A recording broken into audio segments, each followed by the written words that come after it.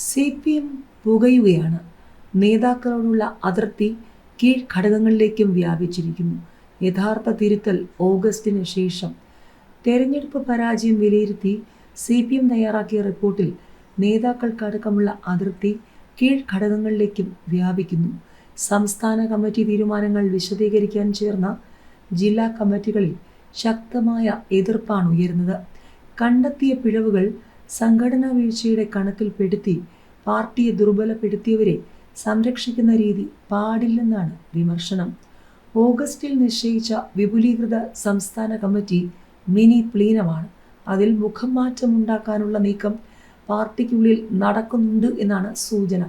പരാജയത്തെക്കുറിച്ച് സംസ്ഥാന കമ്മിറ്റിയുടെ വിലയിരുത്തൽ കീഴ്ഘടകങ്ങളിൽ നടക്കുന്ന നിർഭയമായ ചർച്ചകൾക്ക് ശേഷം മതിയെന്ന് തീരുമാനിച്ചത് സംസ്ഥാന സെക്രട്ടേറിയറ്റാണ്. അത് പാർട്ടി സെക്രട്ടറി MV ഗോവിന്ദൻ പരസ്യമായി അറിയിക്കുകയും ചെയ്തു. തുറന്ന ചർച്ച നേതാക്കൾക്കെതിരെയുള്ള വിചാരണയായി മാറി എന്നതാണ് പിന്നീടുള്ള അനുഭവം.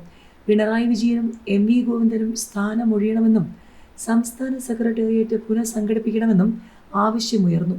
ഇതെല്ലാം ഒഴിവാക്കിയാണ് ഒടുവിൽ റിപ്പോർട്ട് തയ്യാറാക്കിയത്.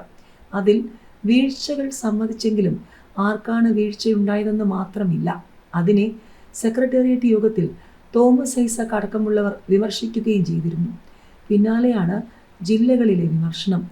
തളിപ്പറമ്പിൽ PK ശ്യാമളയെ സ്ഥാനാർത്ഥിയാക്കരുതെന്ന് മണ്ഡലം ജില്ലാ കമ്മിറ്റികളിൽ ഭൂരിപക്ഷം പേരും അറിയിച്ചിട്ടും അവരുടെ പേര് മാത്രം സംസ്ഥാന കമ്മിറ്റി അറിയിച്ചത് ആര് നിർദ്ദേശിച്ചിട്ടാണെന്നാണ് ജില്ലാ സെക്രട്ടറി KK രാഗേഷിനോടുള്ള ചോദ്യം. ജില്ലാ കമ്മിറ്റി യോഗത്തിൽ പലരും ക്ഷോഭിച്ച് സംസാരിച്ചതായാണ് വിവരം. കണ്ണൂരിലെ പാർട്ടിക്കുള്ളിലെ തർക്കം മനസ്സിലാക്കിയാണ് MLA മാരായ TK ഗോവിന്ദനും V കുഞ്ഞികൃഷ്ണനും പത്രസമ്മേളനം നടത്തിയത്. ശ്യാമളയെ തീരുമാനിച്ചിട്ടില്ലെന്ന് അന്ന് ജില്ലാ കമ്മിറ്റി യോഗത്തിൽ അധ്യക്ഷത വഹിച്ച ആൾ എന്ന നിലയിലാണ് TK ഗോവിന്ദൻ വെളിപ്പെടുത്തുന്നത്. CPMലേക്ക് തീകോരിയിടുന്നതാണ് ഗോവിന്ദന്റെ ഈ വെളിപ്പെടുത്തൽ.